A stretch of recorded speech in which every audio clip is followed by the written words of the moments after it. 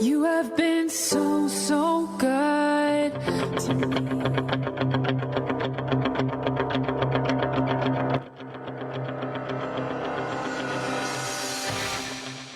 Hi everyone out there, I am Spanano, your sports guru.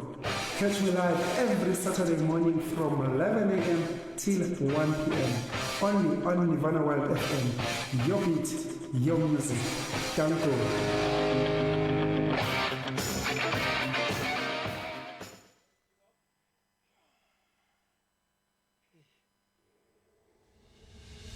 The views, opinions, or comments expressed on this program does not reflect the views, opinions, or comments of the radio station or its management.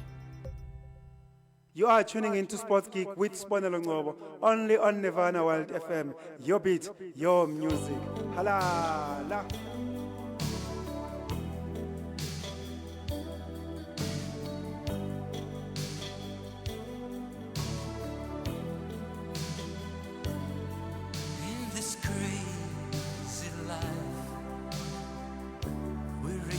The best we can,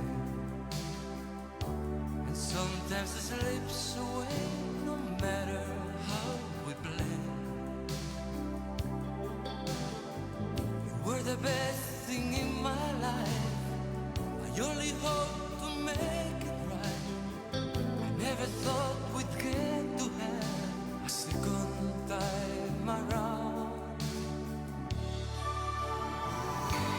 Now that love is on our side again, we stay these feelings all the way. Let's open up and live our passions to the end. Now that love is on our side again.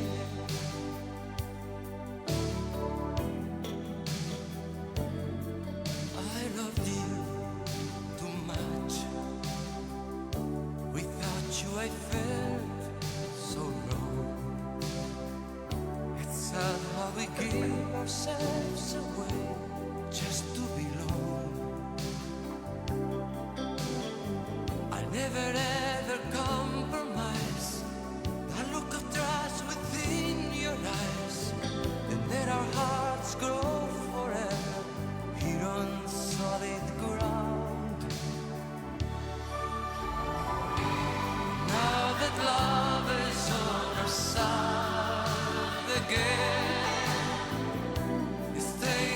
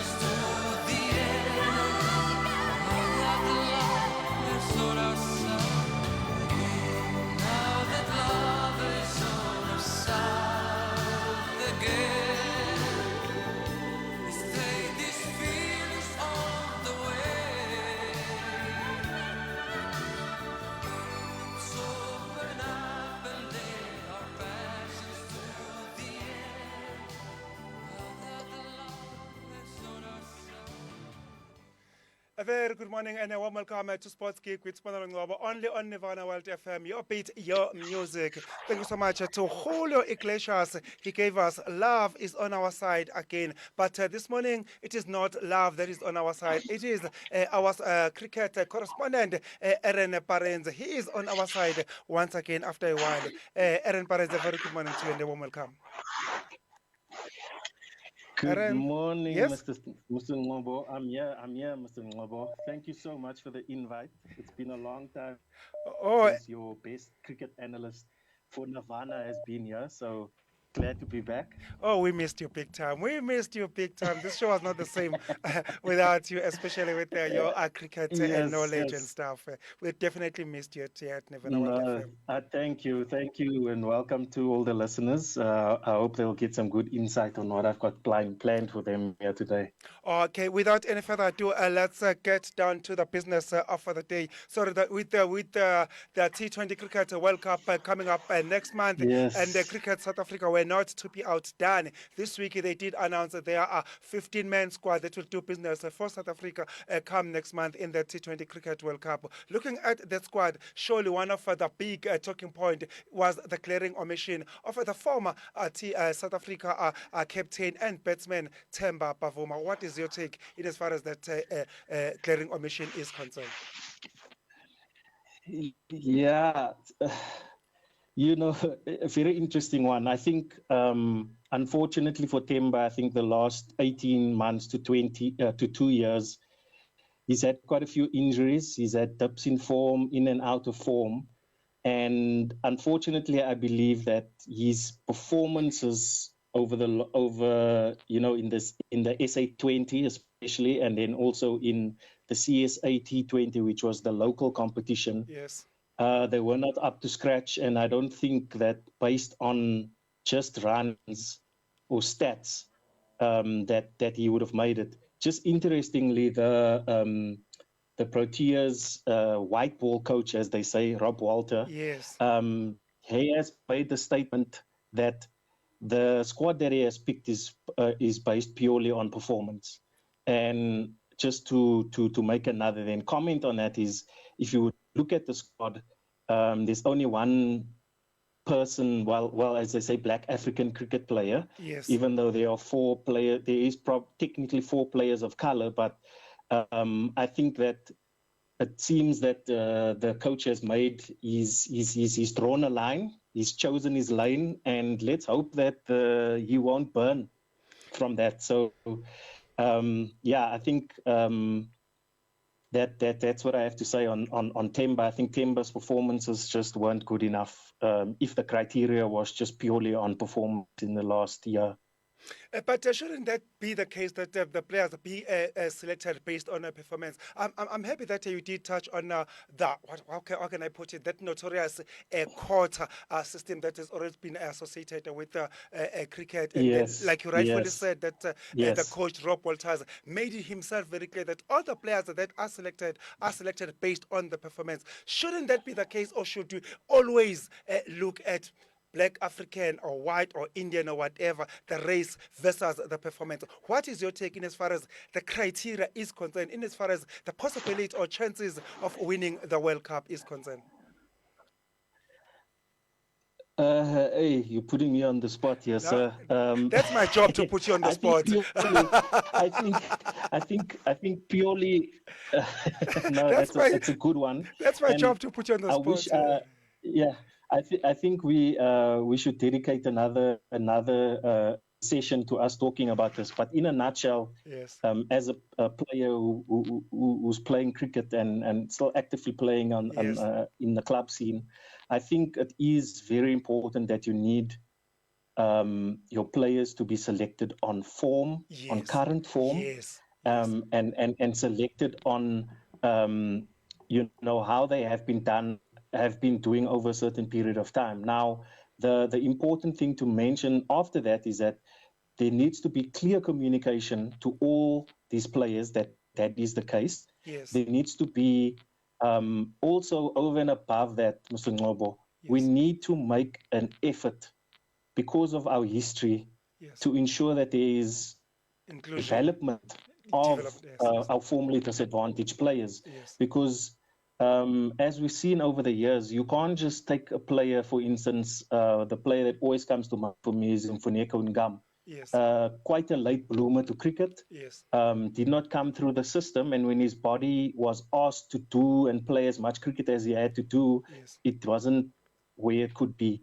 So I think there is a certain development that needs to happen from a young age concerning then you progressing to a Protea, because it's not just you take someone and put them there and expect to perform. There Yes. needs to be a good development. So I think there are a lot of caveats to that, and I don't think that we are doing enough to get a competitive group of African black players, colored players, Indian players coming through.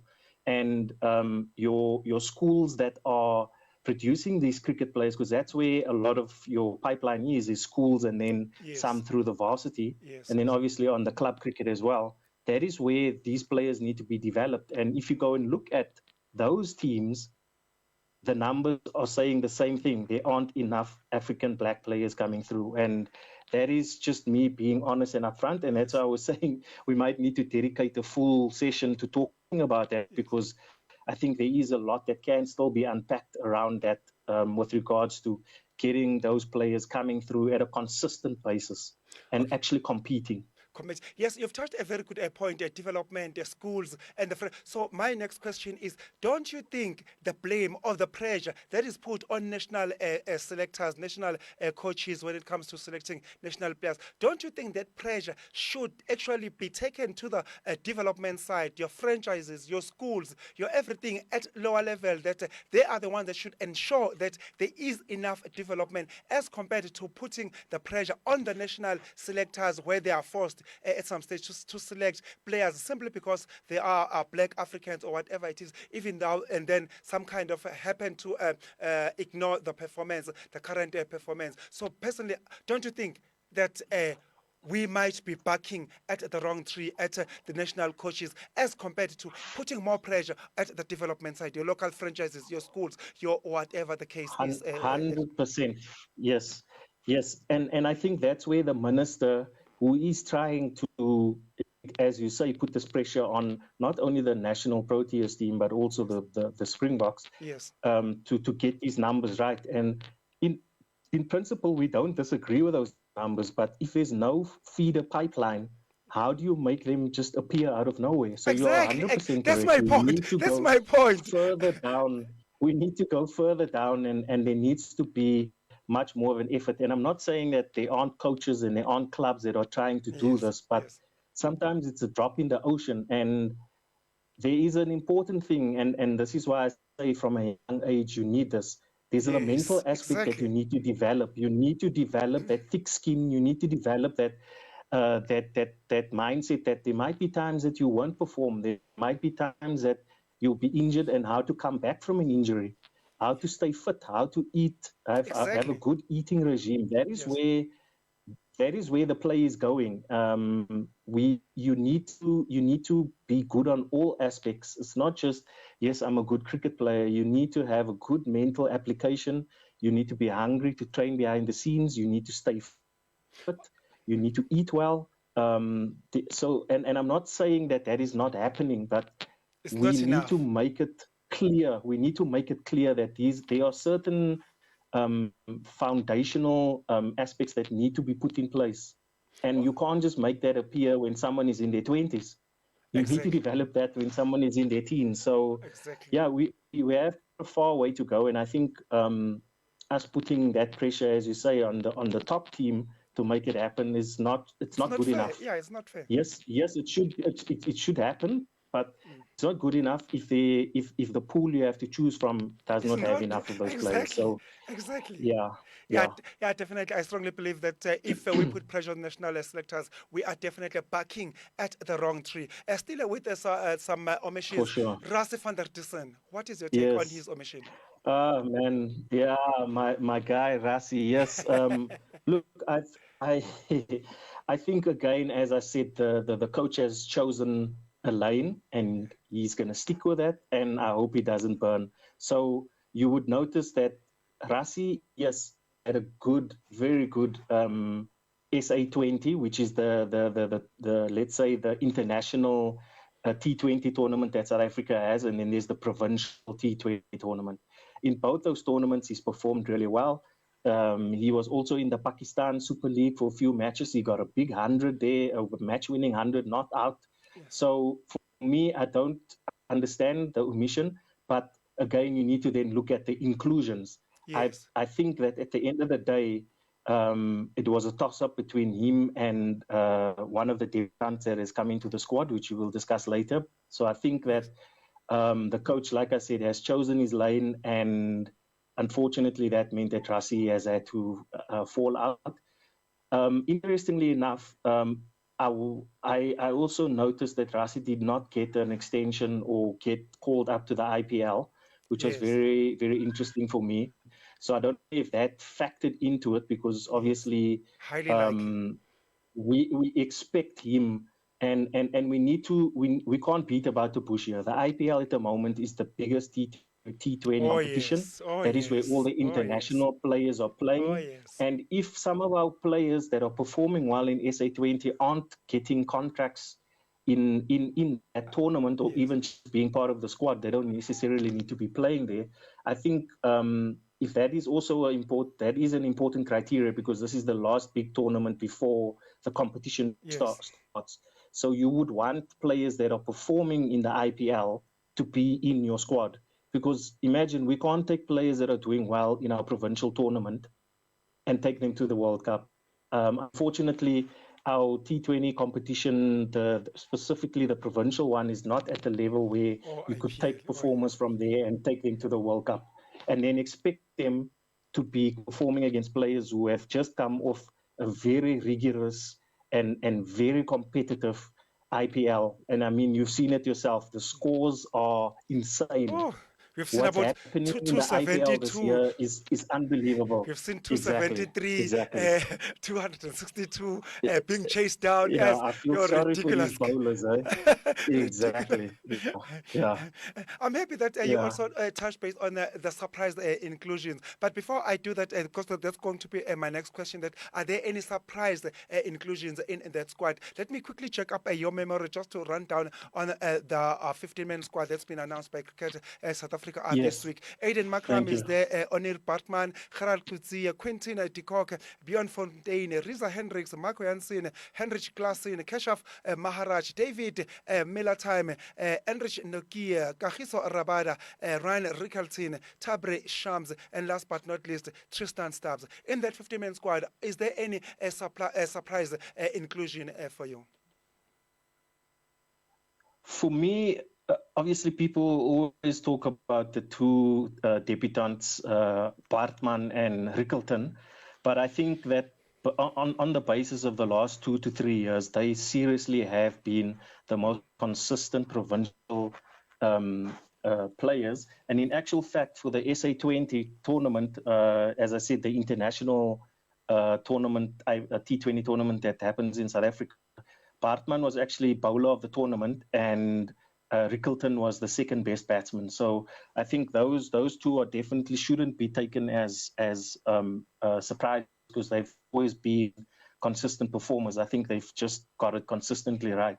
For me, I would say the surprise inclusion is definitely Anrich Nokia. I do feel that he has not had enough game time. He's had a long-standing injury. He did not play SA20, C20, the provincial tournament. And in the IPL, in fact, he has taken some wickets, but his runs per over has been disastrous, I would say. Although one has to say that in the context of 200, 220 in the IPL this year, bowlers are going to suffer.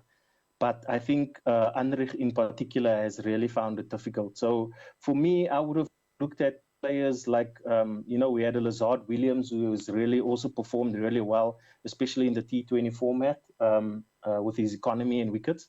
I would have thought maybe he would come in. And then, of course, it has been mentioned that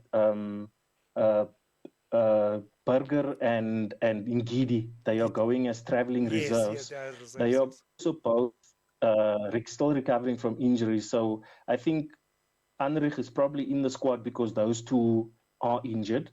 But it looks as if they could be fit by the time the tournament starts. I think they are part of the squad, but not the official squad. So they will be there on standby.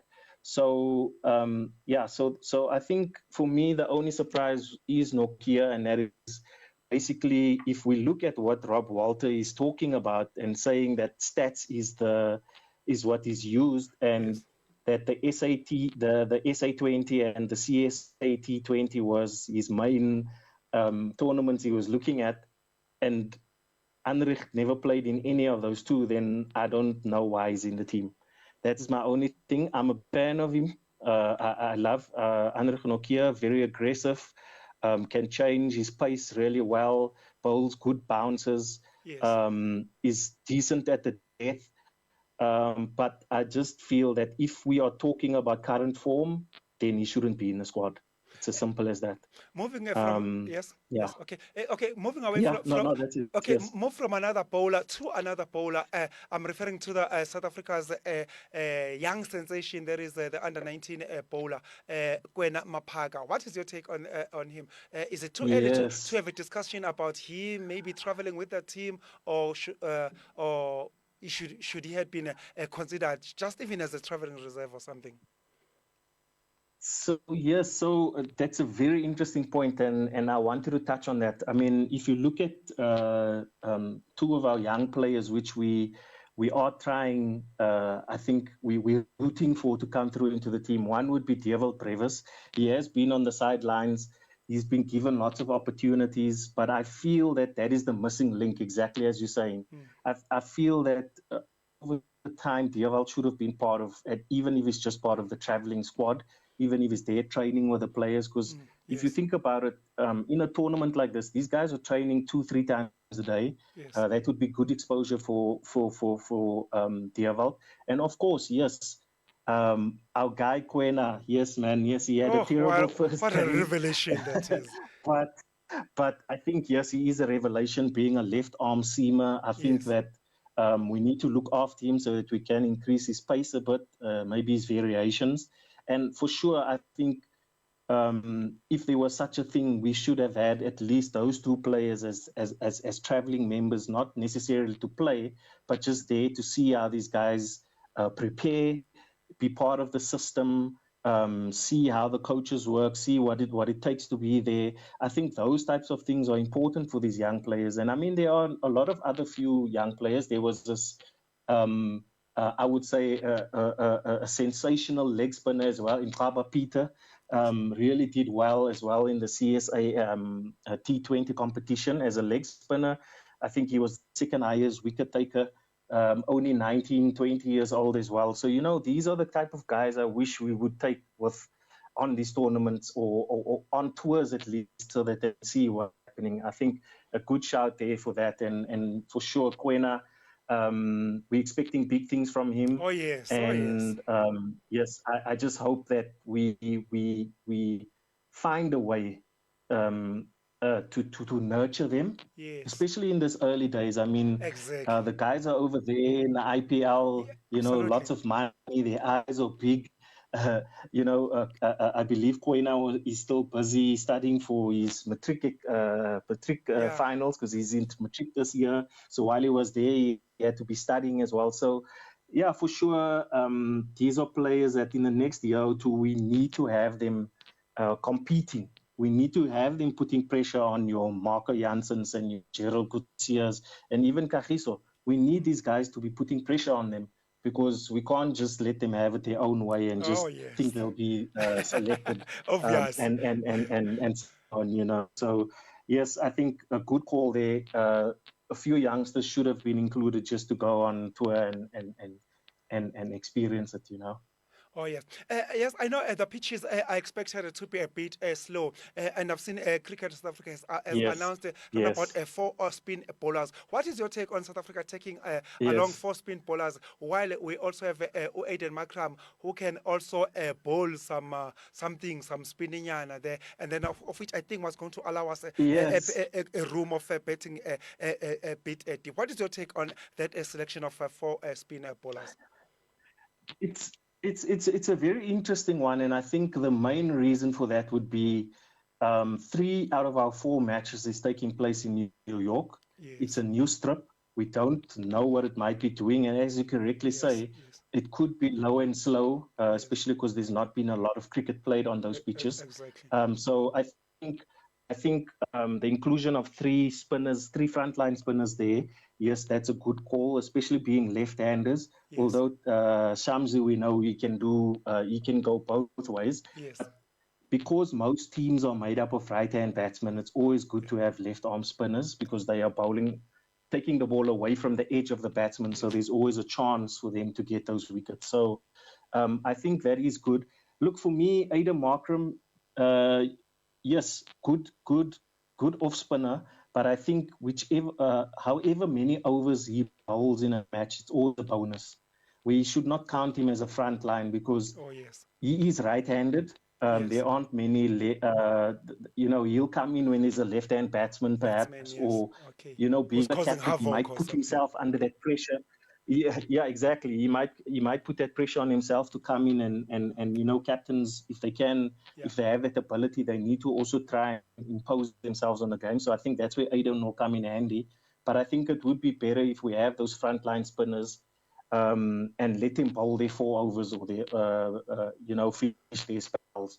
Because Aiden might not bowl his full 4 overs, but if you can get 2 good overs, if you get 2 good overs out of Aiden, that's a bonus, man. So I think it's well balanced in that sense. As to whether we will play all 3 in the same team, probably not. We might play 2 of them at the same time. So yeah, we'll just have to see. Especially what our first match will be. And our first match, unfortunately, as just to remind you, the teams in our group is Sri Lanka, Netherlands, Bangladesh, and Nepal. And our first game is against Sri Lanka. So I think we need to play our first strongest team in the first game, even though we don't know what the pitch will be doing. For me, I feel like... yes, it's being recorded, but I feel like Netherlands, Bangladesh, and Nepal, we should beat them. Sri Lanka will be our strongest test. So I think for that game, we need to not experiment. I think we need to look at it that way, because if you see the format of the competition as well, it's groups of 5. Yes. Each group will be playing 4 games, and then the top 2 teams go into a Super 8. And in the Super 8 will be knockout. So it looks as if in the group stages, there'll be a mix of games in America and games in West Indies. And then after that, in the Super 8, you go to the West Indies. Now, West Indies is also a bit of a mix and a match. In terms of pitches, it can be slow and low, but they are also very good batting pitches. So it all depends which part of West Indies you're playing in, because West Indies is also made up of islands. So you'll have Jamaica, the Leeward Islands, Antigua. So they all also have different pitches that are playing there. So it all depends on which pitch we play on there. And for sure, we have to try and be number 1 in our group. I'm happy you did mention that our first game we're going to be playing against Sri Lanka, which is going to be, which we expect, on paper, they are supposed to be the only tough team. Your Netherlands, on paper, that should be walk in the park. But if I were to remind you, what happened last year in the ODI World Cup, what Netherlands did to us, what happened in the T20 World Cup that was held in Australia. So in the last 2 World Cup games, Netherlands have surprised us. I'm not going to say I'm not going to say anything about choking. I'll keep away from that. Yes, on paper, Netherlands should be walking the park, but on the field of play, that's not been the case of late in the last 2 games.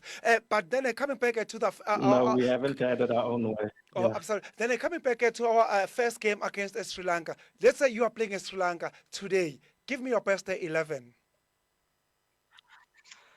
Oh, okay. So this one again, as I said, was a tough one. I think I've been trying to put myself in the shoes of Rob Walter and look at what type of game are we going to try and play. Are we going to try and go explosive up front, or are we going to look at our finishers? Are we going to consolidate? How will we do? Look, in cricket, you always want to go for a left-hand, right-hand combination so that you can confuse the batsman. The bowler, sorry. Yes. So in terms of the opening pair, you would want to go with Quinton and Riza. But for me, as I said, based on current form, based on hitting ability, and when you look at Rickleton's stats, he was the second highest six for number of sixes hit in the SA20 tournament. He was number 2. Yes. Number 1 was our main man, Heinrich Klaassen, our hit man. That's an yes, alien. yes, so- That's not a man. That's an alien. He's an alien. So for me, I would. It's a left-hand combination, but I would definitely go for Rickleton and De Kock opening. De Kock is a no-brainer for me as an opening. So I would go for Rickleton and Quinton up front. Yes. At number 3, I would go with Aiden. This is where it gets tricky with 4, 5, and 6, because at 4, 5, and 6 we have Klaassen, Miller, and Stubbs. I think those 3 can interchange, because either one of those guys can be finishers. Either one of those guys can come in early and change the course of the match through their power and their 6 hitting. So for me, I would probably go number 4. I would go Miller. 5, I would go Klaassen. 6, I would go Stubbs. So that would be our top 6. Yes. Then we don't have a out and out established and effective all-rounder. That's my But concern. having said that, Marco Jansen has been doing well with performances. He has been a surprise package. In actual fact, he was the highest wicket taker in the SA20, T20. He's doing well over there in the IPL as well. Yes, sir. But not enough runs, and that's the issue, is that from time to time he can come in and give us a good knock, but he's not been consistent yet. But he is our all-rounder for now, so we would put him in at number 7. Number 8, you have to go with Keshav. I think Keshav has proven his worth as a T20 player, as a T20 bowler. Yes. A couple of years ago, people were saying, he can't do this, he can't do that. He's been very economical in the games he's played in the IPL. He has come in and taken important wickets, and Keshav has really improved in terms of fooling batsmen. And I think that is where his strength is that he's not just going to come in and bowl players out. He's going to work them out, and he's going to come with a good plan. So Keshav at number 8. Then Gerald Coetzee and Kagiso Rabada, 9 and 10. Definitely those 2 need to play. And then 11, that is why I'm saying I was trying to think like Rob Walter. So Yes. depending on the conditions of the pitches, you can either go, you play Tabrace as your second spinner, because you would already have your 3 seamers, and then you have 2 spinners. Yes. And then obviously you have Aiden, who can come in and bowl some spinner. Yes. So those are your 5 bowlers, or you can go with a pace bowler. Now, like I said, Anrich has not had a good IPL. So for me, I would put in Othniel Bartman at number Bartman, 11. yes. If we're going with 4 seamers, I would put in Bartman. Bartman, very underrated, very good bowler at the death, bowls very good Yorkers, and I think that is where his job will come in, is to come in late in the game.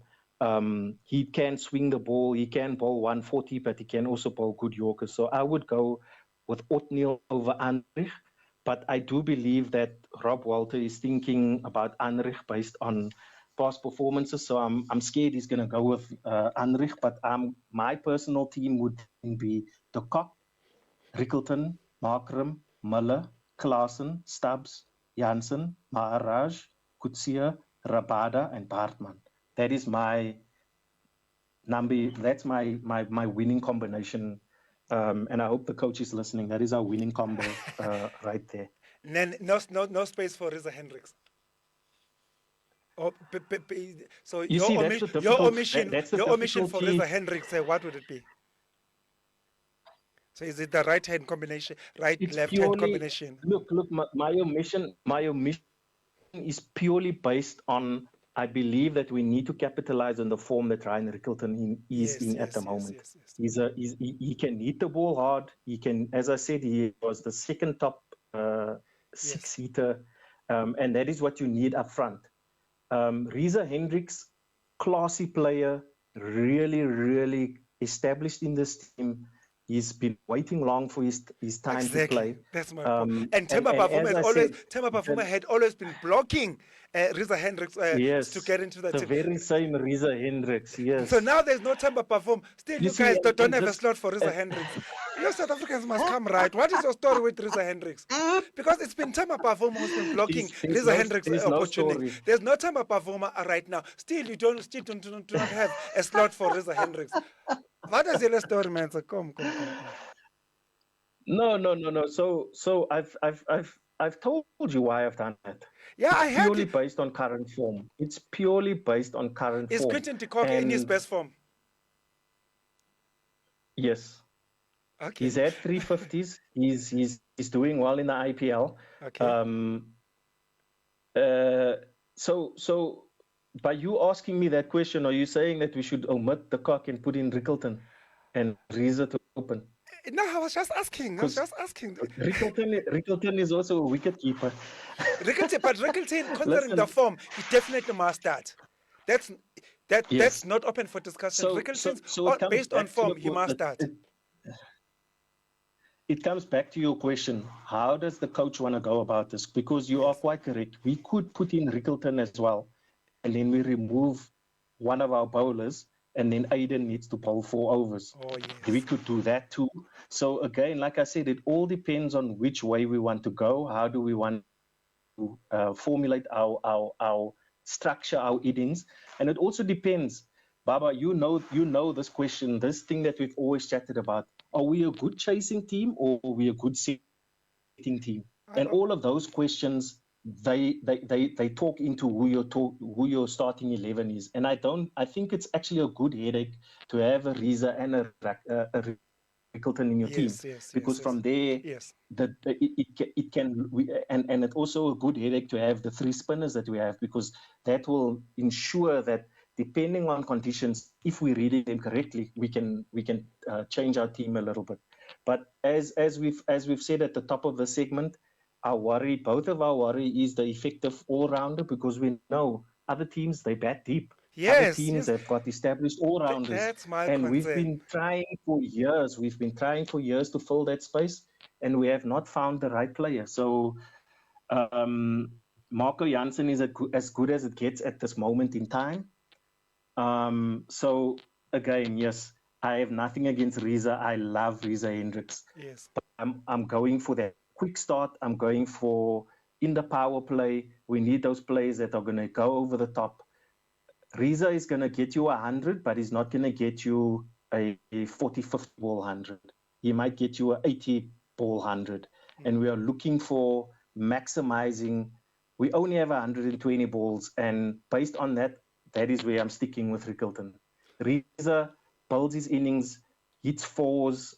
Yes, hits the occasional 6, but most of his runs come through 4s. Yes. And we want 6s up front.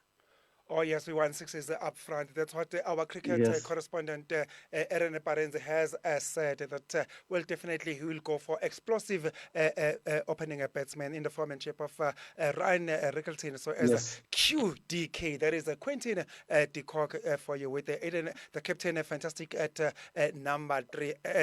And then the alien, Heinrich Klaasen, will also feature there at number 5, swapping around with Miller time. That is David Miller for you. And then still with the international, especially T20 cricket, yesterday the news that came out is that South Africa have just been promoted 2 ranks from the world ranking, from number 6 right up to number 4 in as far as T20 Cricket World Cup is concerned.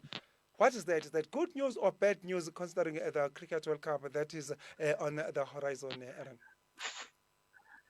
The only place where rankings are important for me is in Test match cricket. Yes. The reason I say that is T20. It's quick. On a specific day, if you have one player that comes off and he has a blinding innings or has a good bowling spell, that's the game. It's done. It's over. So rankings don't matter. And I think that is where the excitement of T20 comes, is that there can be any upset around the corner. We could have, like I said, one player, one X-factor player of any team coming off on a particular day, and then that is your game done. We could have a rain-affected match. You know, you know that one that follows us around, rain-affected matches. You could have a match where you are put in first to bat and it's low and slow and you lose your first 3-4 batsmen very quickly. The scenarios in a T20, it happens very quickly. So for me, I don't read too much into rankings. And besides, those rankings are also based on number of games played. If you look at the number of games that South Africa have played, we have not played as many T20s as, for instance, your Pakistan, your India, Australia, your India. Those guys are playing almost 2-3 times the amount of games that South Africa is playing. And I think in a future discussion we can also talk about the ICC rankings, whether it is your test matches, because we have the Test Match Championship now, or even your ODIs. Some teams are playing way more cricket than others, and so I don't look at that. Okay. In a tournament, if you are hitting your right form, if our alien comes off, Klaasen, if our Miller time comes off, that's it, bro. Yeah. That's over. That's over for the teams. Whether you are ranked number one or whatever the case is. It doesn't matter. Ranking is not important. Whoever plays the conditions based on a particular day, that is the one who's going to win. Still with the cricket, but this time around coming closer to home. Cricket South Africa T20 Challenge last weekend came to an end. The Lions are the new champions. They took on the last season's finalist, Hollywood Bets, Dolphins. What's your take on that game, that final that we witnessed last weekend? I actually really, I've enjoyed watching the CSA T20 specifically because it's a provincial tournament. All of our fringe players that are just on the edge, they are getting their opportunities. And I would say that the Lions over the last 2-3 years have been the dominant franchise. Yes. I would love to say that I think the Dolphins were a surprise package this year. They didn't start well, but they managed to put together a good run towards the end of the tournament. And I think that they would have really felt disappointed that they could not compete enough in that final. I think that at the end of the day, it's like I've told you, the Lions read the conditions better. Yes. They put the Dolphins into bat. Yes. They kept them to a low enough score, and their batsmen came and just blitzed it all away. Interestingly, again, Rickleton and Van der Dussen. Yes. So it's a good combination. Exactly. But yes, I think we have got a lot to be excited for. I would just want us to play these tournaments more often so that these guys can get enough competition. They can get consistent competition. And, you know, from time to time, it would be nice if we insist that our Proteas come and play in these tournaments. Yes, I know the money isn't always there, but what is the use of a local tournament if our local players aren't playing the Proteas? Exactly. Or if they're just playing against each other? Yes, they're performing well, but they are not lifting their standards. Exactly. And that is my concern. And then also some of these CSA T20 players, none of them or half of them weren't even considered for the SAT20, because that is an international tournament where you can have up to 4, 5, 6 international players in your squad. So I would say these guys need more time to play, and I would love for our Proteas to also be part of this competition more often. So maybe we need to look at a different slot or time of the year that it doesn't coincide with your IPL or any other tournaments, so that our Proteas can play in these tournaments. And I think that would make a big difference as well in increasing the standard of our local tournament, because it's not where it should be, unfortunately. Oh, unfortunately, definitely one has to feel it for Dolphins, who have reached 2 finals on the trot, but they've got nothing nothing to show for it. They're just as good as the bridesmaids. And then coming to the last discussion, of late at international cricket level, I've seen the countries that they've gone with the red ball coach and the white ball coach. Here in South Africa, we've got your Rob Walters and Shukri Conrad. We saw even in Pakistan this week they appointed our former batsman, that is Gary Kirsten and Gillespie for the white ball. So talk to me. What is this? What is this all about? Is this a new trend? What is this all about, these two coaches? Because just school us a little bit. Yeah, it's not my favorite route to go, because at the end of the day you want consistency. Exactly. However, having said that, because of how the game is developing, Okay. so I wanted to make this comment earlier. When you look at your T20, Yes. and especially in the IPL, when you look at those players that are doing well there, many of them are not playing in your test matches. So it makes sense from that deduction that you are starting to have specialists.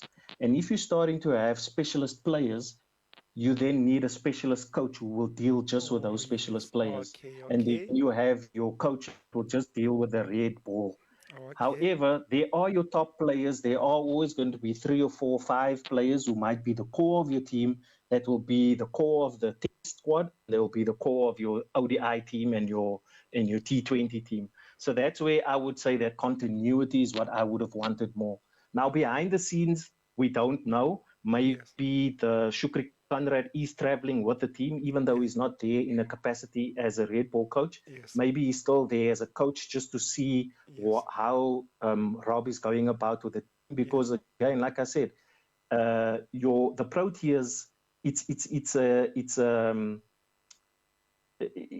not a franchise, but it's a product, right? And in that product, we need to maintain the standard. Yes. And if that standard is not being maintained, if the white ball coach comes with a different philosophy and the red ball coach comes with a different philosophy, you lose the identity of the team. So that is my only reasoning about where I wouldn't split it up. But look, at the end of the day, I think majority of the teams are doing it. It seems that there could be an edge that you will get from that, and I think we've just followed the trend. I think that is the trend at the moment. Exactly. I've noticed.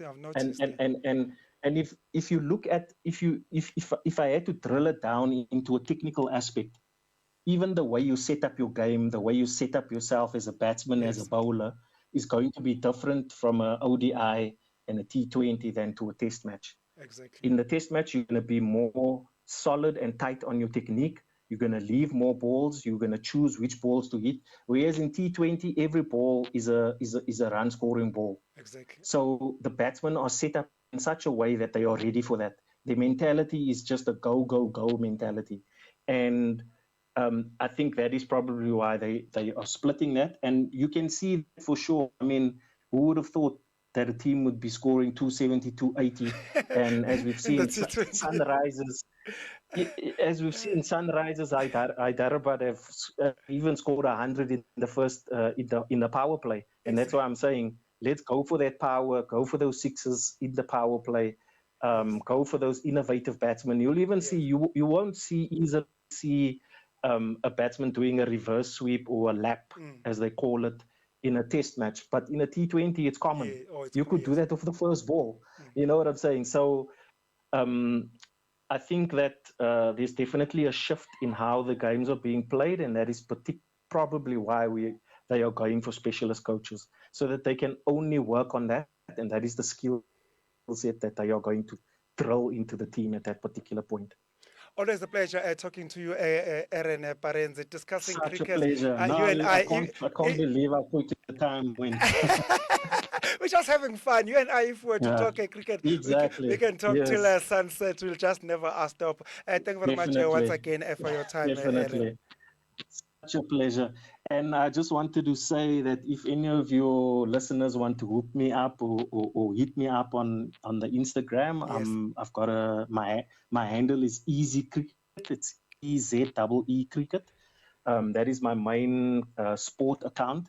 And of course, I will be available for further analysis as the tournament progresses. Oh yes, I'm so happy you committed on that. As you know, I'm a committed Protea.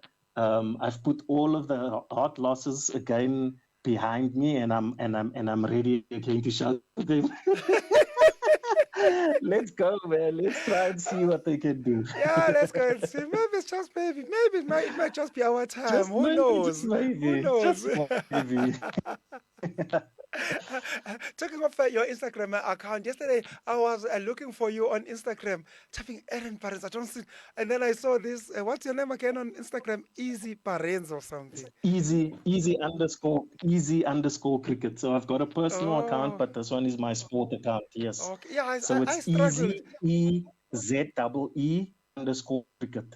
Oh yes, And you'll find me. yes. I must Yes. to agree that I did struggle to get hold of your account last night when I was checking your Instagram account, but I eventually came right. Thanks once again, Aaron, for your time, Baba. Pleasure. Thank Yeah. you so much. I'm really Have a sorry great day. to chow your time. I'm sure that I know our discussion should have ended long time ago, but we got carried It's away. perfect. I loved it. We got Yes, we carried did. away. Thank you so much, though, for the opportunity.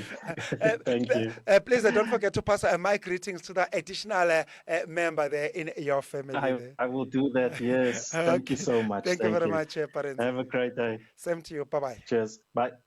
Ever heard a baby bellow at the top of its lungs in a public place, far from your best music track, right? For a more beautiful note, contact Nirvana Sounds for your studio and live recordings. We engineer sound to perfection according to your specifications. We ensure crisp and clear audio-video conversions and delight your function with sound, stage and lights for hire. Our quotes are pleasurable to the ear. Contact us now on 083-945-7664. Nirvana Sounds, powered by Gospel World FM. In a world where compassion is needed, Ashraful Aid lent a hand to the Palestinian refugees. A source of warmth in the chill of winter, we supported children and families in Jordan. An indication to humanity's resilience and the power of unity. Embrace the spirit of giving because every bit counts. Together we can make a difference. Donate today.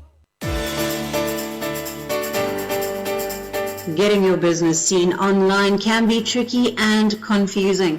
At Silly Moose Designs, we offer a comprehensive list of services that can be personalized according to your budget and your marketing goals. From hosting to ranking on search engines, we've got you covered. Visit sillymoosedesigns.co.za to get started. We'll approach your website with passion, purpose, and power. Silly Moose Designs is a proud partner of Nirvana World FM.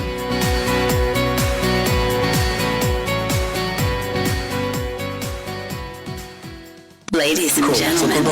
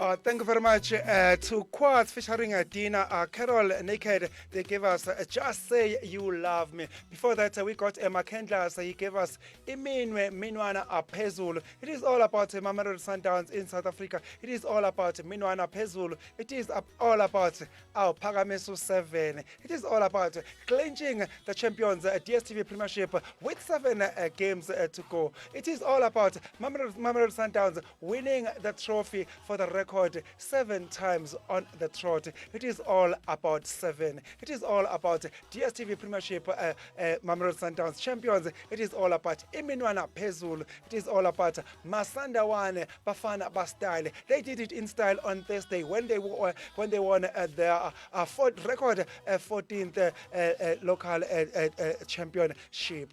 Minwana Phezulu, Mamelodi Sundowns. Kirkishaba Gamogi Mona Mamelodi Sundowns. Kirkishaba this side, all I see is Mamelodi Sundowns. Kabuyelo Masandawane.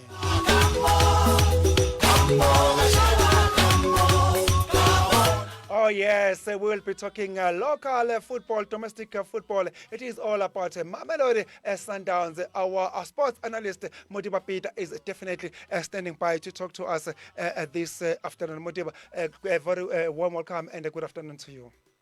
It's a very good afternoon to you, Sponele, and the team behind the scenes as well as the listeners. Thanks for having me on this wonderful Saturday. Yeah, looking forward to dissect everything that took place midweek and look ahead to this wonderful weekend.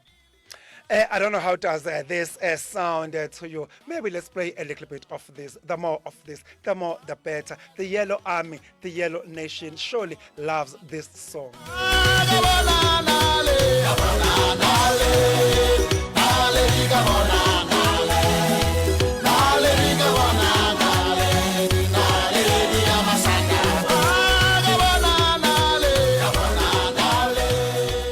It is all about Mamelodi Sundowns. It is all about Bafana Bastyle. Oh yes, did they do it in style on a Thursday at FNB Stadium, or did they do it in style on a Thursday? It is all about Mamelodi Sundowns. It is all about Bafana Bastyle. So surely, if you are a Mamelodi Sundowns fan, wherever you are all smiles. Modiba Peter, I don't know how to start this show. I don't know. There is a clip that I'm looking for, but I'm not getting it right.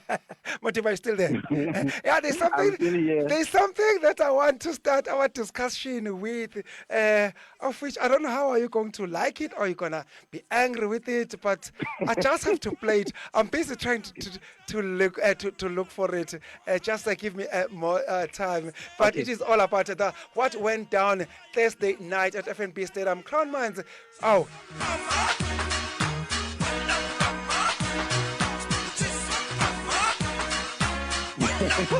Cheers, Sampama. Hola, Pama. What a flag. Varam Club. Varam Club, unexpectedly one, because if you can check on that game, yes, tactically you can see that they were trying to allow Sundowns to have that midfield role where they played 3 holding midfielders, Tebe, Tetra, and in fact Marte and Castillo. Those 3, they tried their best, but I think that unfold in that game was that red card that was given to defender Given Simango following that tackle on Lucas Ribeiro Costa. So unfortunately that's where yes, the game ended only at half time. But I think before that particular foul, there was a foul where Timikos Lodge pushed Tatoyana the clock. But unfortunately, upon the time the referee were unable to see that incident, but they allowed play to continue. That's where he dished out the red card. So but I think the floodgates of heaven opened in the second half, where we saw the likes of Tashrik Matthews scoring a brace there, Martias Espivel, Temikos Lodge, as well as Lucas Ribeiro. Temikos Lodge put the final nail as he made the score 5-1 there with a free header. So Kaizer defense, they tried to mark Zonal, but unfortunately they were exposed. So that's where I thought the coach as well, Kevin Johnson, made some blunders by playing Yusuf Mart at right back. Instead of taking Rifrosla from the left back to right back, his natural position, because Steven Solomons was unavailable in that game. So I don't know the reason beyond that. So that's how he was clever. Rulani started attacking Kaizer Chiefs on the flanks, and he exposed to them clearly there. So with that, yeah, Mamelodi Sundowns deserved to win on the day. Although Shabalala came in and scored the only penalty there, which made the score 3-1. But Mamelodi Sundowns continued, they never finished with that. So yeah, all in all, they deserve to win, and that's how they grabbed the big titles. So it's well done to Masandawana on the evening. Well done, Thomas Sandawane, indeed. Just coming back to that game, just on the record, correct me if I'm wrong. Will I be wrong if I say Kaizer Chiefs, they lost to Mamelodi Sundowns B team? Why do I say that? Especially if you look at the starting 11. Mamelodi Sundowns regulars, they were on the bench. The likes of their number one goalkeeper and Bafana as a goal captain, that is Ronwen Williams, was not in that starting lineup. Their right back, Kulso Mudau, was on the bench. Left back, Obri Modibo, was on the bench. Tambazwane, Alende, Mtobi Mvala, Peter Shalulile, etc. I will definitely leave out Debahom Gwen, who was carrying an injury. But still, Kaizer Chiefs, they struggled to get one over the Mamelodi Sundowns B team. And it was an opportunity for them to at least redeem themselves by avenging the first round score. So, but yeah, I do agree with you that they played a big team because usually we know that Ronald Williams is always the first choice goalkeeper. Kumso, they're the hard-working one. So, with the players like Zuko Mtingela on the day they did well, Terence Mashego there. So there was no Tobin Bala Kantekana as well to add from that. So unfortunately they didn't come to the party like Kaizer Chiefs. If you can look at that setup of Kevin Johnson, they were just afraid of Mamelodi Sundowns from the onset. So that's how Mamelodi Sundowns, yes, they did play circulate the ball, but not in dangerous positions in the first half. But as soon as the second half came in, Rani Mukona was brave. He knew that they were going to throw their big guns, away. Yes. Yes, that's why he exposed Kaizer Chiefs because they couldn't pressurize Mamelodi Sundowns every time Mamelodi Sundowns tried to penetrate them. So that's how I thought Kevin Johnson made blunders as a coach. Oh, you strongly believe that Kevin Johnson made blunders as a coach. But, I mean, really, even the players themselves, don't you think they should have upped the ante the moment they saw that the regulars of Mamelodi Sundowns, I mean, your top dogs, your Tembazwane, your Kuliso Medao are not there? Don't you think the players, they also owe it to themselves to own the game, to take the game to the opponents? Because, I mean, surely there was a Mamelodi Sundowns B team. The players themselves, they should have owned it to themselves and do something about it. We are playing a Mamelodi Sundowns B team, that's for sure. Most definitely, they should have known that. So I think they should have not broke the lineup that won against Super Sport 2-1. When we saw the likes of the Dylan Solomon in the starting lineup. But you come to the match without natural left back and right back. That's where you made a blunder, Kevin Johnson, and you couldn't fix that. So he was just coming into that game to experiment because we have never seen Mark being played at right back. And he was there exposed. You can look at some of the 3 goals that were scored by Mamelodi Sundowns with those different splitting passes. Where Stashik Lefis was just clinical to keep the balls away. So yeah, I think a lot has been said. But Kevin Johnson, I think, is the worst coach the Kaizer Chiefs has ever recruited because with the decisions, they are very questionable. Oh, yes, I know. We did have that discussion of the coaches, and as far as the coaches versus the management of Kaizer Chiefs, things are just going south in as far as Kaizer Chiefs is concerned. Still with the Kaizer Chiefs, and that Thursday game where they were thrashed 5 goals to 1 by the 14 times local football champions in the form and shape of Mamelodi Sundowns. If you were to be a Kaizer Chiefs fan or part of the Kaizer Chiefs family or anything and everyone associated with the Kaizer Chiefs brand, if you were to be given 2 options to choose from, first option being playing Mamelodi Sundowns on Thursday with Sundowns having won the DStv Premiership, but Kaizer Chiefs will had to give Mamelodi Sundowns a guard of honor, which was definitely going to be equally painful, versus the option of playing Mamelodi Sundowns where they still needed 3 points to win the league, and with Sundowns going all the way to win the league, thrashing you 5 goals to 1 at home in your own backyard, and get to witness Mamelodi Sundowns celebrating right in front of you in your own backyard, while Kaizer Chiefs, they had nothing to celebrate for the whole year. Which option were you going to go for out of these 2, can I say, painful options, Modibo? I think the disruptions from those options were disrupted by Stellenbosch thrashing Golden Arrows by 3 goals to 0 because we knew that if Stellenbosch were to lose that game, definitely Kaizer Chiefs were going to make a guard of honor for Mamelodi Sundowns. But how they've done things there, so it was just painful on the day. So I think it should have been both for me, guard of honor and then being thrashed by 5-1. You're nasty. They deserve that because they've not been doing well, if you can check. Remember, they lost the 3-1 before they played the SuperSport United. So, and we are not sure that we're going to get a victory against SuperSport because SuperSport, also, if you can check them, they were struggling, haven't recorded a victory before they won midweek against Royal AM 1-0. So, we thought maybe they're going to play a draw. Kaizer Chiefs, they are a complete embarrassment now to their fans. If I were to ask you, where to from here for Kaizer Chiefs? Because there seems to be nothing going right in as far as Kaizer Chiefs is concerned. If you can check, I think the fans also have thrown the towel. I don't know about the management, but the fans have thrown the towel. I think going forward, we must just get a new coach, as they confirmed weeks ago that Kevin Johnson will definitely one coach Kaizer Chiefs going into next season. So they must just get a head coach, buy quality players, and get away with this thing of buying buy one, get one free agent players, because it's not working. It's been 10 years now. The team has been in a big drought up until now. So this thing of saying we're just buying players because they'll try their best, but it's not working. So buy quality and compete.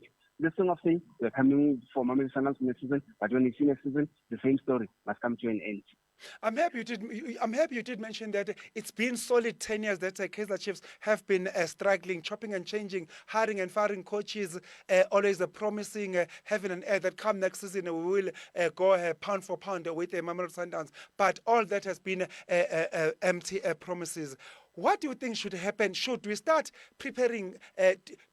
My question is, do you really and honestly expect Kaizer Chiefs to come back to be the Kaizer Chiefs that we grew up knowing, the Kaizer Chiefs that we all knew?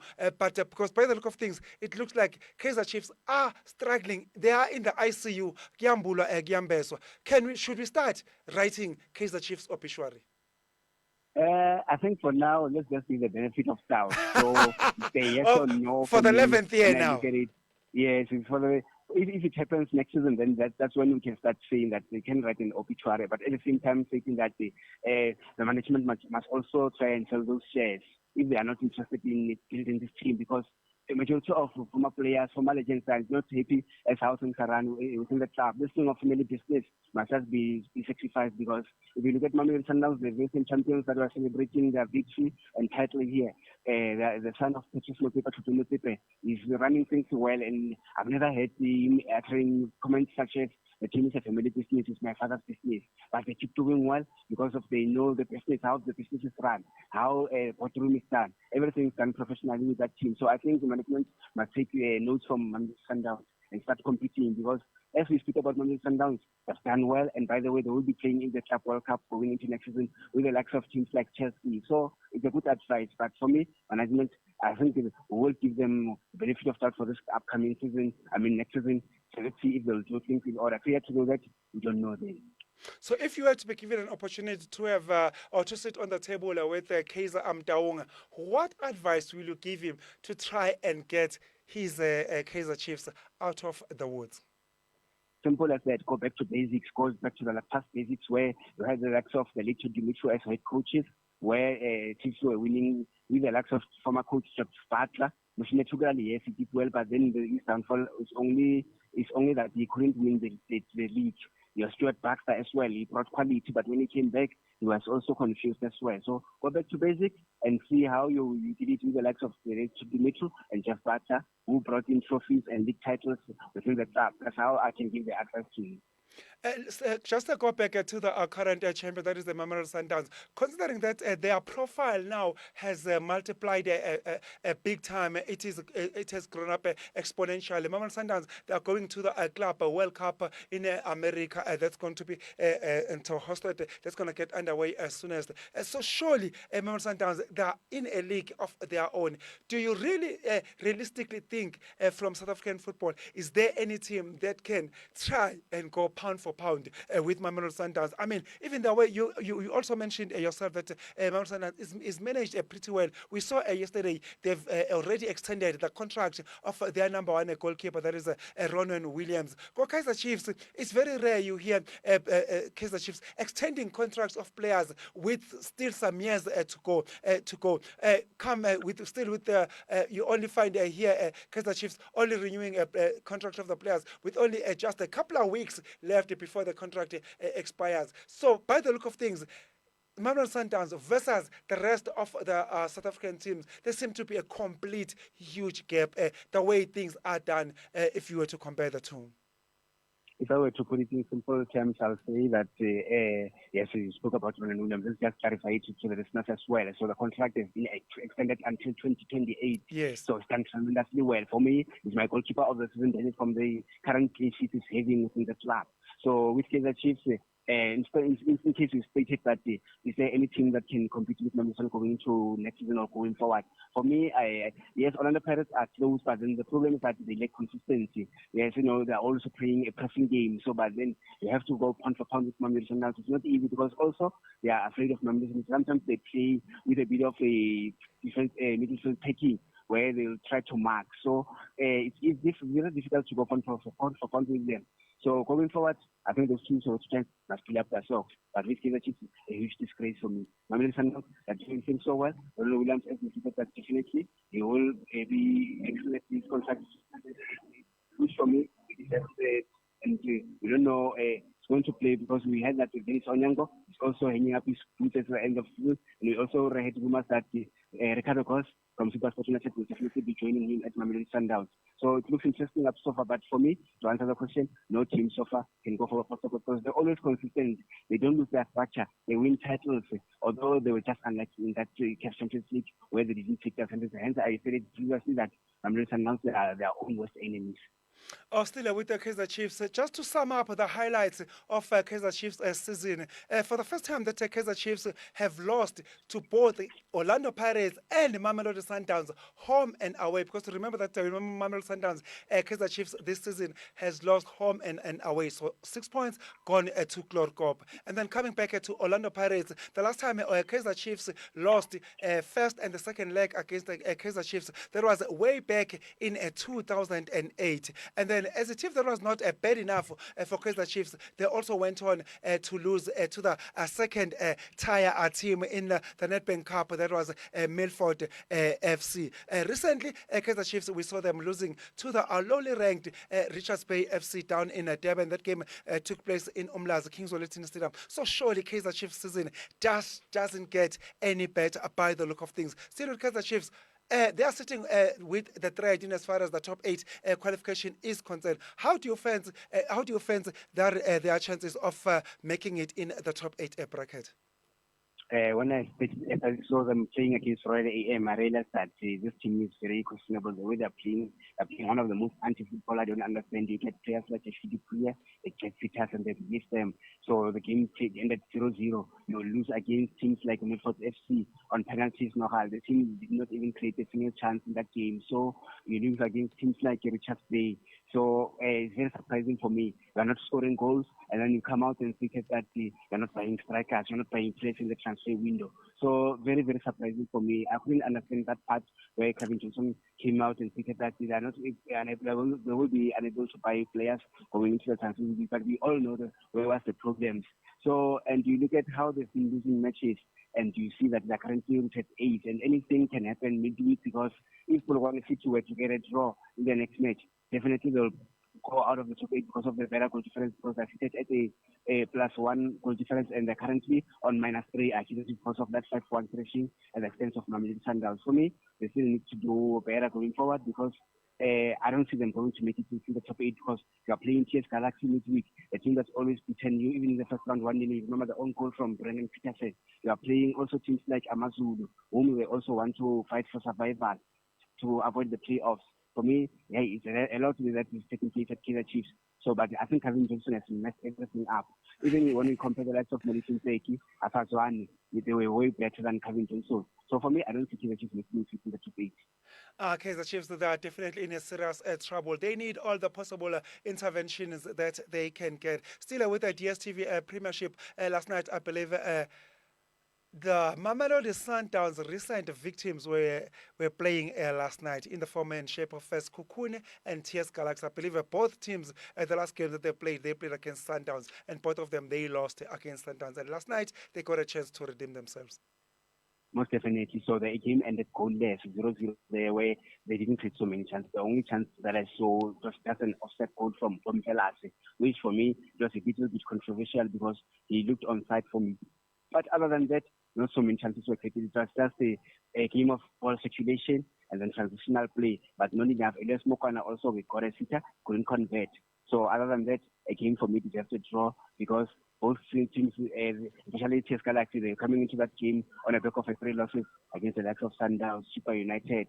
So, and I think we can boost them going into midweek against Kaizer Chiefs at Peter Mokaba, as Kaizer Chiefs are hosting that game. So United, yes, Crono Sema, remember he was voted to Coach of the Month. The only loss that he experienced was that loss against Mamelodi Sundowns 2-1. So it is the correct draw, but we need to do better at home. But Daniel Cardoso was just impressive on the evening as he was our man of the match. But all in all, they came to just a draw. So yeah, it's good for him.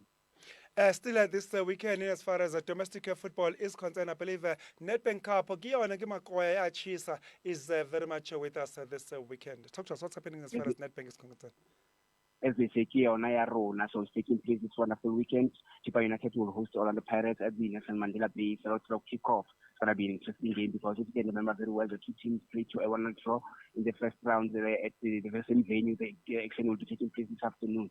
So as media is like talking, he's always in the media. He's saying that Orlando Pirates owe them so much. So yes. I don't know where he's referring to.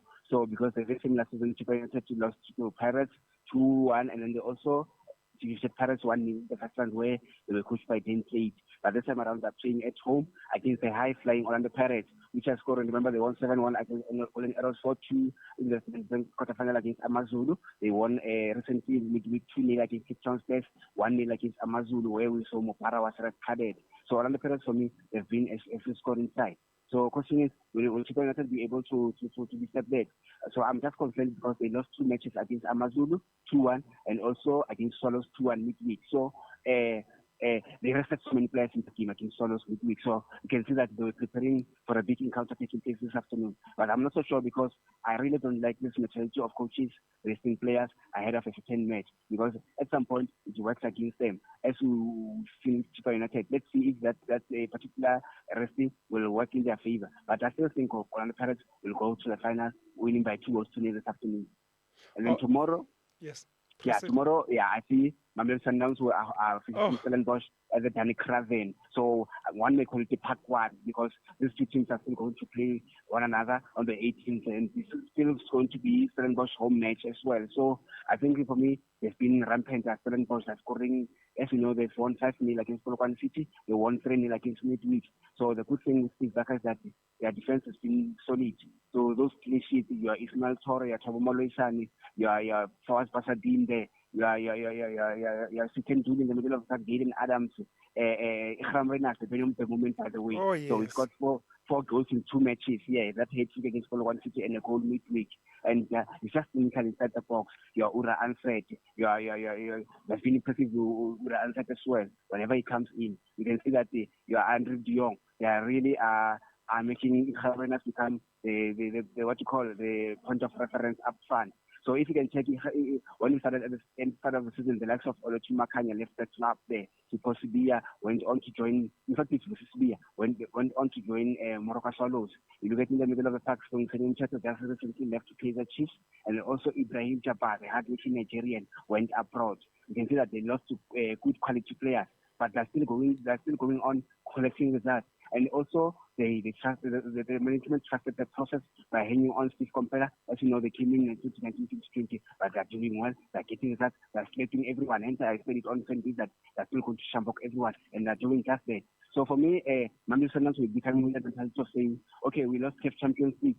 What if we lose the Nedbank Cup? Then the sense will not do as well with them because we've just won the midweek. So for me, the confidence is way high. I see the game going through extra time, and we'll be winning on penalties. Still with the Nedbank Cup, especially looking at the Chipa United versus the Orlando Pirates, that game, I believe it takes place this afternoon. Let's try and hear what Orlando Pirates head coach Jose Rivero had to say in anticipation of that clash against the mighty Chile Boys.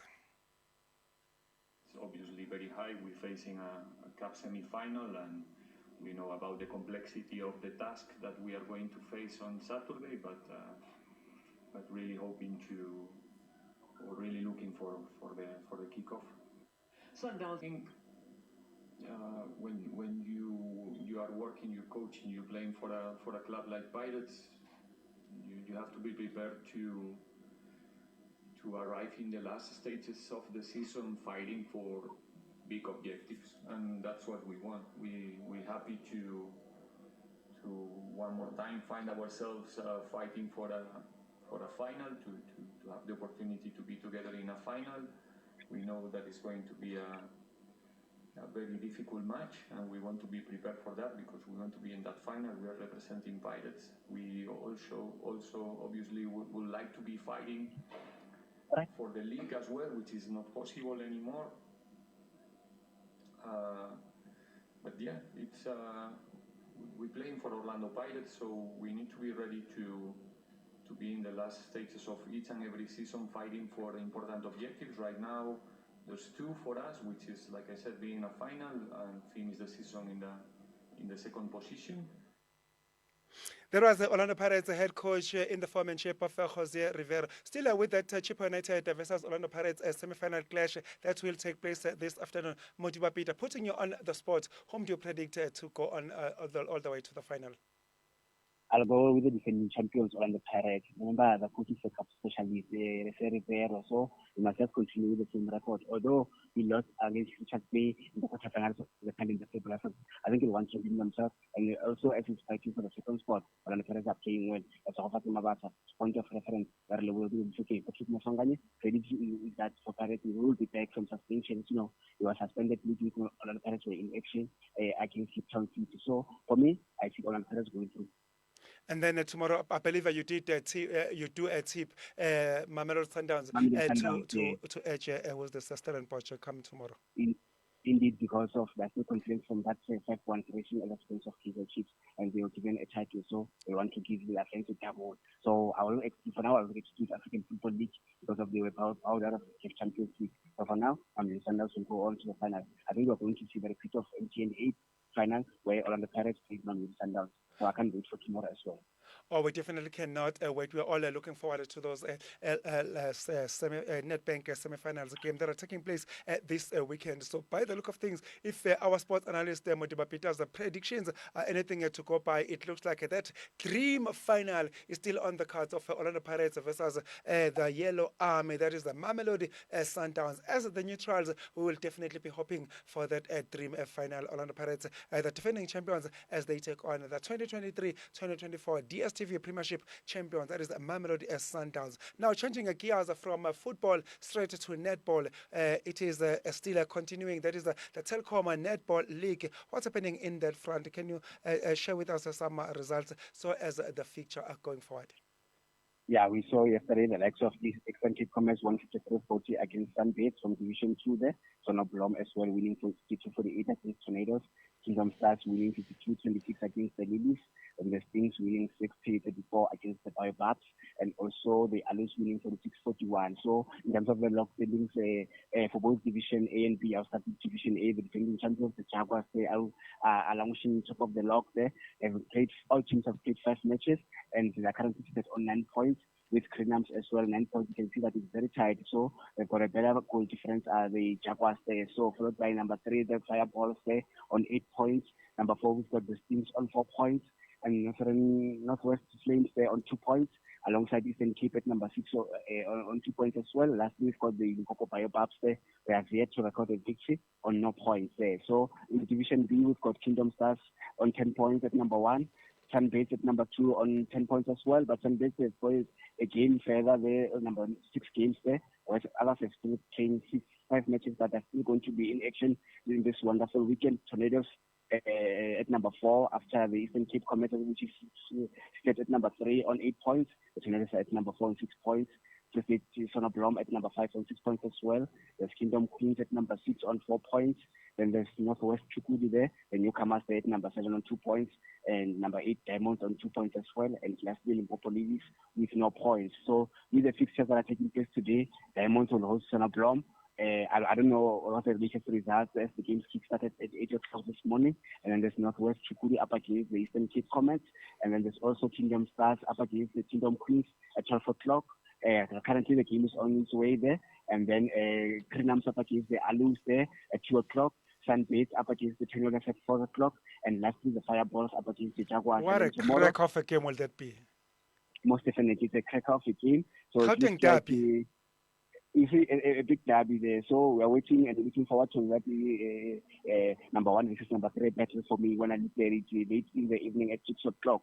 So to the fans, as I stated, that it's the Supersport Variety 4, Channel 209, if they are interested in this wonderful Telkom Netball League action. So as you know, tomorrow will be the last day for the first Power Week there, as Lilies will host Kingdom Stars there, Kingdom Queens at 8 o'clock in the morning, and then Eastern Cape Comets will host Sonobloom at 10 o'clock, and the Diamonds will host Kingdom Stars at 12 o'clock, and then also the Chikudu will host the Tornadoes at 2 o'clock. These are the games, Division 2 tomorrow, which is the last day of the first Power Week. And the second Power Week will take place on the week of the 31st of May until the 5th of June. So when I come back next week, I'll bring the results of this wonderful weekend action and the lock standings, and look ahead to expectations going into Power Week 2. It's very interesting happening in the netball. So I'm impressed with the coach as well. She's keeping an eye there, Jenny Van Dijk, our very own coach, coaches, with the assistant Barella Mjapane. Oh, yes, that is Telkom Netball for you. It is happening, like Modiba rightfully mentioned, that the first Power Week will come to an end come tomorrow. And now we're changing gears from netball straight to rugby. What's happening in that part of the world, Modiba? It's happening, as you know, this weekend sees the Investor Cup. The semi-finals are taking place there. The Leinster here will host the Northampton Saints there today here, and then tomorrow Stade Toulouse will host Calais Queens. So let's see if they will be able to do well, because by the way, the defending champions bowed out before La Rochelle. So it's going to be interesting at the expense of Leinster, 27-26. So Leinster this time around, hopefully, they can go all the way to the final. But let's wait and see, because they lost their last 2 matches as far as the United Rugby champions is concerned. And speaking of United Rugby champions, if I can go back to Saturday's results that took place last week, the Scarlets who lost 27-2 against the Sharks. The Sharks also got another result there. As you know, they've been struggling throughout the season, doing what they called as well. So the April they lost 9-40 at the expense of Glasgow Warriors, and then the Bulls won 51-24 against Ospreys. You can see that they were just rampant in the on form on the day. The Cardiff Rugby lost 7-24 against the Edinburgh there. Then the Lions lost to the defending champions, Leinster 33 there, and then St. Thomas thrashed the Leinster by 42-12. So very interesting there. So Dragons as well lost 27-24 against the Connacht. So currently the top 8 that are heaving, because they are just 3 matches away. The Glasgow Warriors at number 1, which means Leinster has dropped to second because of that loss on 58 points at Glasgow Warriors, followed by the Leinster at number 2 on 54 points. Then there's Munster at 53 points at number 3. There's Blue Bulls there at number 4 on 51 points. It's very tight there. And then Thomas at number 5 at 25 points. The Connacht, the Ulster, and Benetton, that is number 6, number 7, number 8 respectively. They are seated on 44 points apiece there. So very interesting so far. But Edinburgh to have a chance at number 9 as they are seated on 43 points. So anything can happen when the United Rugby Championship returns on the week of the 10th of May. So it's going to be interesting. So we'll analyze the fixtures and look ahead to some of the matches that will be taking place towards this completion of the round robin. Oh, yes. Still with the rugby, the big news that broke out as far as South African rugby is concerned is that yesterday the Springboks coach, that is Rassie Erasmus, was confirmed by the Northwest University as the doctor, as they gave him that honorary doctorate. So from now onwards, Rassie Erasmus is Dr. Rassie Erasmus for you. So that job well done indeed to Springbok coach, that is Rassie Erasmus, and job well done indeed. And thank you very much to Northwest University for giving our head coach his flowers while he's still alive. Modiba. Indeed, he's following in the footsteps of Disraeli. Remember last week we also stated that Disraeli was also given the doctorate for sports management. So it's well done to our two coaches. So we're no longer going to call them Disraeli, we'll call it Dr. Disraeli. We'll also call it Dr. Rassie Erasmus. So it looks good. I think the title suits them. Oh, yes, absolutely. Uras Erasmus, straight after that confirmation of his doctorate, instead of glowing and showing off about his doctorate, all he did, he went on to speak about his plans in the Springboks plans in as far as the Springboks calendar or fixture is concerned. Remember that come the 20th of June, the Springboks, they will take on Wales out in England. Twickenham Stadium is the venue. That 82,000 Twickenham Stadium, I believe the tickets are sold out. Let's hear what Dr. Erasmus had to say in anticipation of that Springboks versus Wales game come the 20th of June this year, which will kickstart the new calendar for the Springboks this year. 3 years to build to the World Cup, but we all know South Africans, we are people who want to win and want to be successful while going to World Cup as well. So this year definitely there will be guys who get chances and there will be older guys who slowly fade out. But we've got a nice succession planning charter in place for guys too. But I think here in the beginning we'll just stick for stability because when we play the first test match, it wouldn't be 7 months since we last played. So just to throw in some new guys there, it will be clean their career, so it will be a slow transition for the UFC playoffs. So if you take the 4 props of the Lions and the 4 props of the Stormers and the 4 props of the Bulls, that's 12 props out, including 3 hookers, 5 reserve hookers. Then the only team that's available to you are the players from the Pumas and the Griquas and the Sharks, who's playing the European Cup semi-final this weekend. So it would only be the Sharks players that will be available for the Wales Test match, which is outside the regulation 9 window, which means we can't even draw Premiership players who's playing. Thomas de Tour is playing for Bath. We can't draw him. But something to tell you somebody that Don Newman loves, he's got the shape that Don likes, and that's why we're just making sure that there's cover for cover if the worst happens. There was the Springboks head coach, Dr. Rassie Erasmus, talking about the Springboks calendar that will kickstart come the 20th of June this year. That's when Springboks will get their 2024 calendar going forward. Now, changing gears from rugby, diving straight to tennis. Madrid Open is still very much with us. What's happening in that part of the world, Modibo? Most definitely so, and it will receive conclusion tomorrow. So if you can just give the result of the semi-final matches yesterday, where Iga Swiatek hosted Madison Keys, and she won on 2 sets, 6-1 and 6-3, which means she will go all the way to the final. Then there's Elena Rybakina against the defending champions there, Aryna Sabalenka. Match there, but Aryna Sabalenka, as the defending champion, continued doing well. We're winning 7-5 and 7-6 after a tie, but we're losing the first set 1-6.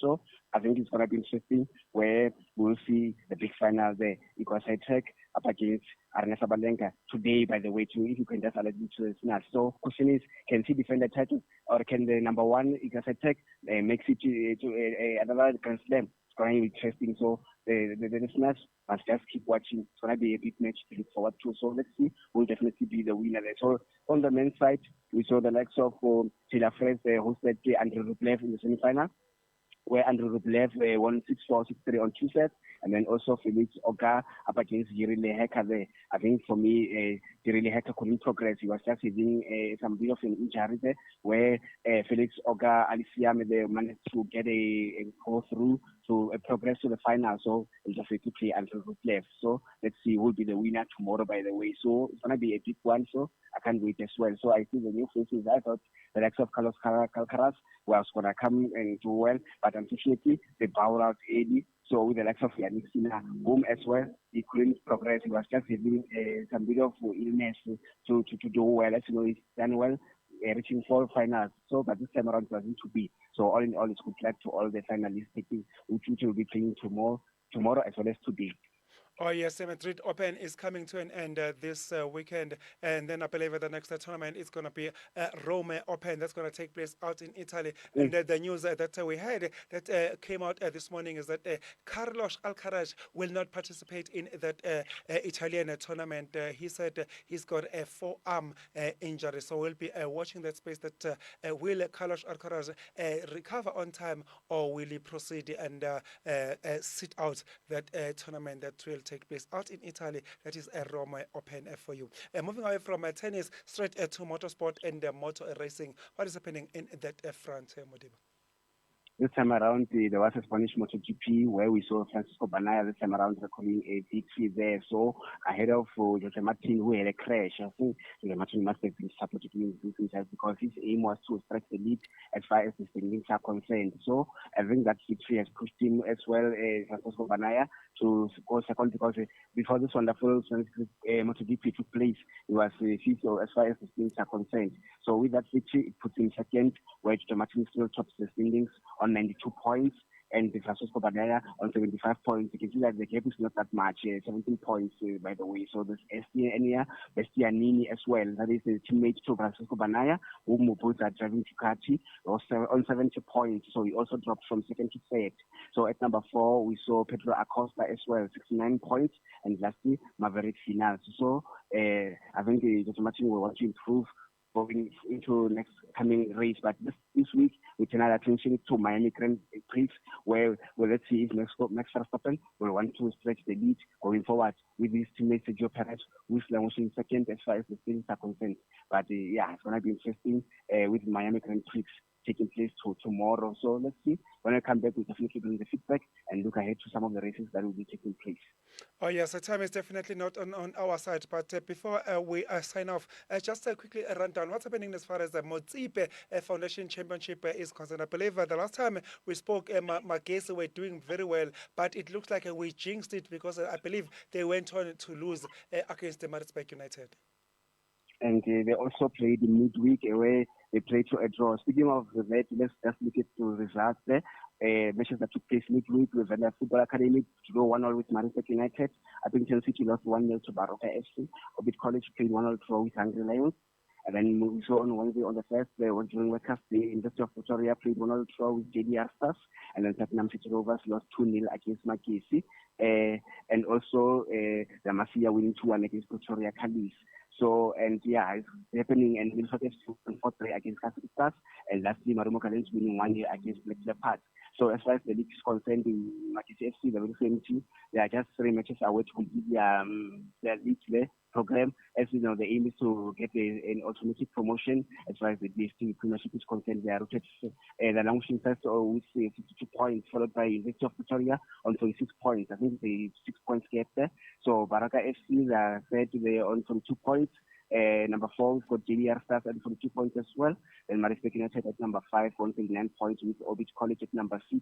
And number 7, we've got the Catholic Stars on 38 points. And lastly, Appington City there. So Orbit College has dropped tremendously there, down there. So at some point, they were first on the log. So then you go down, you find the likes of the Football Academy, who are in danger on 28 points. And lastly, Platinum City Rovers, whom during the week we received the news that they have parted ways with Coach Klaus Holela. So it's not happening. Remember, even La Masia at some point they dismissed Coach James Late. So let's see as the matches are taking place tomorrow. Baroka will host Marumo Gallants at 3 o'clock. All of the matches will kick start at 3 o'clock. Black Leopards will University of Pretoria. Catholic Stars will host Platinum City Rovers. JDR Stars will host Orbit College. Magesi FC will host Milford FC. Maritzburg United will host Appington, Hungry Lions. Pretoria Callis will host Venda Football Academy, and lastly, Appington City up against La Masia. So let's see if University of Pretoria in those massive matches will be able to close the gap that is being struck by Magesi FC. It's really happening as far as the foundation is concerned. And now we're changing gears from domestic football straight to English Premier League. And then we get to see the current table toppers in the form and shape of Arsenal, whom have got the points in the bag. And then Manchester City, they've got a game in hand. And while Liverpool, they've have it all to do. What is your take as far as the English Premier League is concerned? How do you expect to see this 3-horse race pan out, Modiba? I'm disappointed because when I was in studio, we spoke about Jurgen Klopp. We stated that they will definitely clinch another title as far as it is his last season, as he's departing with the club at the end of this current campaign. So he's currently dropped points, and the seated on 75 trailing Arsenal on which is seated first there on 5 points. And you look at Man City there at number 2 having a game in hand, which means that if they are to win their next game, we'll definitely go top. And we stated before that, I remember even at the prediction last week that who's going to win. So for me, Man City, I'm still sticking with Man City. And speaking of that, there were some of the results of the matches that took place last Saturday and Sunday, where West Ham played 2-2 draw with Liverpool as they dropped points there. Liverpool, Fulham playing 1-1 draw with Crystal Palace, Man United playing 1-1 draw with Burnley, Newcastle winning 5-1 against Sheffield United, the Wolves winning 2-1 against Luton, Everton winning 1-0 against Brentford, Aston Villa playing 2-2 draw against Chelsea, and then on Sunday we saw Bournemouth winning 3-0 against Brighton. Tottenham Hotspur they're losing 2-3 against Arsenal. Arsenal are doing well. They're Nottingham Forest winning. In fact, losing 2-0 against Manchester City. So midweek on Thursday we saw Chelsea winning 2-0 against Tottenham Hotspur. I never saw this one coming. So let's see how they'll pan up in this upcoming weekend. Yeah, it's going to be a war going forward. So let's see. It looks interesting so far as the EPL is concerned. I don't know whether you do have the fixtures for this weekend as far as EPL is concerned, don't you? Currently, I don't have it. Okay, if you don't have it, I have it here by me. I believe the next game is going to get underway actually in the next few minutes. That is the current table topper, that is Arsenal. They will host Bournemouth, that is the mighty Cherries. While Newcastle United, they visit Burnley, which is led by our own South African, that is Lyle Foster. Nottingham Forest, they visit Sheffield United, while Fulham has got a date with Brentford. The defending champions, Manchester City, they've got a date with Wolverhampton Wanderers. That game gets underway at 6:10 this evening. And then tomorrow, Chelsea, they welcome West Ham United, while Brighton entertain Aston Villa. Liverpool, you'll never walk alone. They've got a big and a very tough game against Tottenham Hotspurs. Still with Liverpool, don't forget that, remember that this week, Liverpool, they've been making the headlines in a bad way in as far as their head coach is concerned. There is a Jurgen Klopp, where he had a public spat with the number one striker, that is Mohamed Salah. That happened on Sunday when the two had that fallout. That was after Mohamed Salah was put on the bench, and when Jurgen Klopp wanted to introduce him, when Liverpool were trailing by 2-1 against West Ham United, and Mohamed Salah didn't want to go in. He was very furious, and then they exchanged some words, and Diaz had to come in, because by the look of things, it looked like Mohamed Salah was charging towards his coach. He wanted to take his coach head on. So Diaz came to the rescue and fused the situation, Modiba. It's very tough because you are competing for the league, you are dropping points, you are having a clash with a player, teammate, a crucial striker there. So those are the signs that they'll definitely want to win the league for me. So as we stated that they were going to have a chance and win this one, a double. So I don't see them going to win this wonderful league. But then let's see going forward. So, but they're playing a very same team, which is just who lost midweek to Tottenham Hotspur. So they also want to bring themselves up to Tottenham Hotspur. I think the good thing is that they're playing at Anfield, so they need to pick up those points. So that you know that they'll count themselves out of the race, title race. Still with that public aspect of Liverpool head coach, that is Jurgen Klopp, and his number one striker, Mohamed Salah. Let's hear what Liverpool coach Jurgen Klopp had to say about that fallout. It's no problem. So, like, if we wouldn't know each other for that long, I'm not sure how we would deal with it, but we know each other for that long and respect each other too much. That's really no problem. So, and we can deal. I think we have the right to deal with these kind of things completely independent of any expectations from the outside. So we are absolutely fine with it. That's a non-story. So the best situation would be everybody's in a best possible place.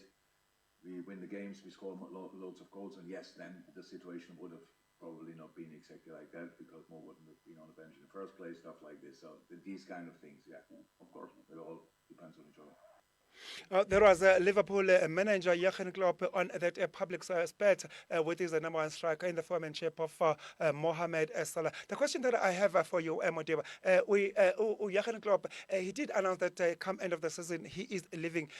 don't you think don't you think that destabilized Liverpool for him to announce that he will be leaving come end of the season? Don't you think the players, they just felt, it doesn't matter, he is leaving, we don't have to go all out and fight for him. We don't have to fight for our position, because regardless of whether they go all out, the new coach will decide that who stays come next season, who's got to be signed. So the question for you is, what is your take on Jurgen Klopp announcing so early that come end of the season he is leaving? I thought he was going to do well. I thought he was going to win the league. So, but it wasn't to be. So at the same time, as you spoke about the players, I'm thinking maybe they are also sabotaging this league title race fighting. So maybe it's not also doing well as far as the Chelsea group is concerned.